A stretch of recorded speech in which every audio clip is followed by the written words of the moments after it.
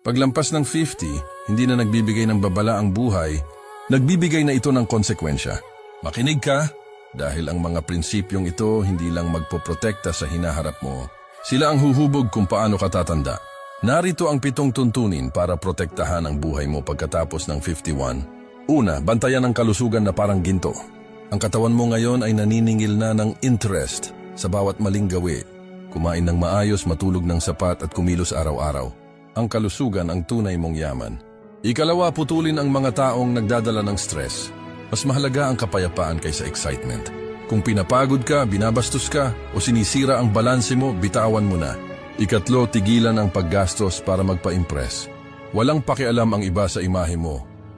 Ang mahalaga ay ang katatagan mo. Kasi mag-ipon ng may disiplina at mag-invest ng may layunin.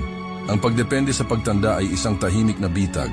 Ika-4, matutong magsabi ng hindi nagpapaliwanag. Hindi ka nandito para mag-please, nandito ka para protektahan ang oras at kapayapaan mo. Ika-5, lumayo sa drama. Hindi lahat ng gulo ay dapat mong patulan. Hindi lahat ng opinyon ay dapat mong sagutin. Yang enerhiya mo ay mahalaga, gamitin ito ng tama. Ika-6, panatilihing maliit ang bilog mo at mas maliit pa ang tiwala. Sa edad na ito, mas mahal ang kapalit ng pagtataksil.